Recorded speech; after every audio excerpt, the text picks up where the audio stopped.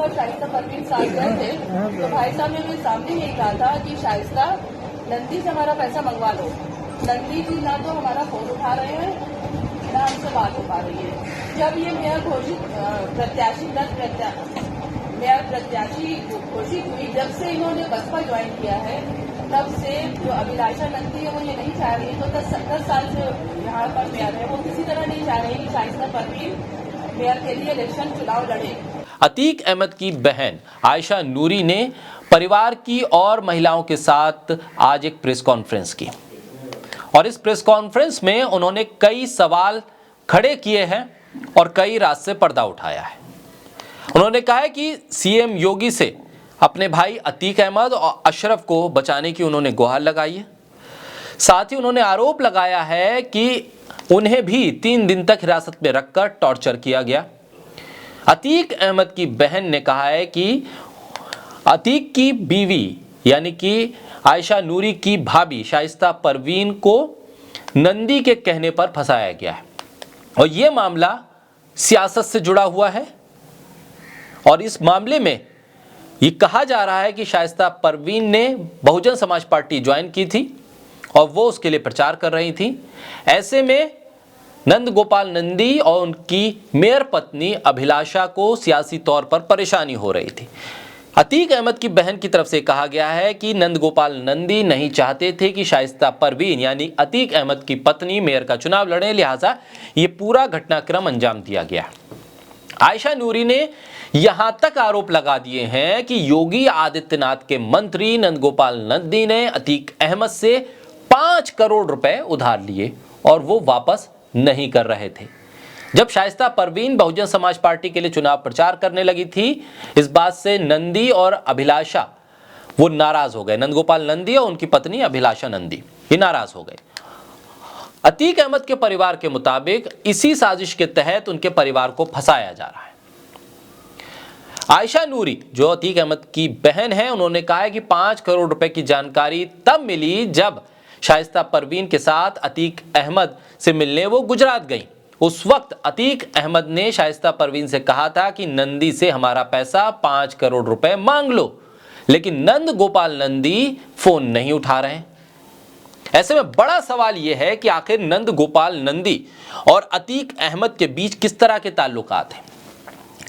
5 करोड़ उधार लेना और उसे वापस न करना और इस सब के बीच अतीक अहमद का जेल में यह कहना अपनी पत्नी से कि उससे ये 5 करोड़ रुपए वापस लो, ये बता रहा है कि अतीक अहमद और नंद गोपाल नंदी के बीच ये लेन देन किसी अच्छे संबंध की तरफ इशारा कर रहा है।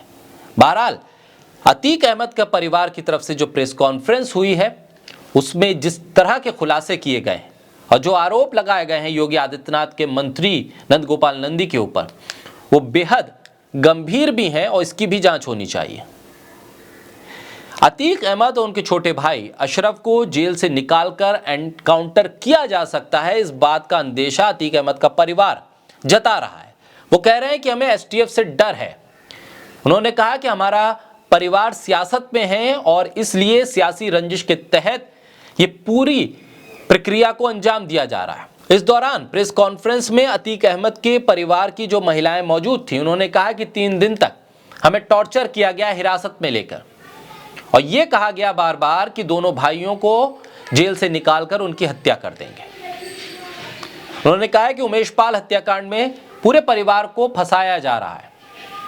साथ ही साथ योगी आदित्यनाथ के मंत्री पर आरोप लगाने के साथ ही साथ अखिलेश यादव का जिक्र भी किया और कहा कि अखिलेश यादव ने विधानसभा के भीतर जिस तरह से योगी आदित्यनाथ को उकसाया और उसके बाद योगी आदित्यनाथ ने मिट्टी में मिला देने का जो बयान दिया, उसका फायदा एसटीएफ के कुछ अफसर ले रहे हैं और एक अफसर अमिताभ यश का नाम भी आयशा नूरी ने लिया है अपनी प्रेस कॉन्फ्रेंस में और कहा है कि वो इसके सहारे उनके परिवार को परेशान कर रहे हैं, टॉर्चर कर रहे हैं।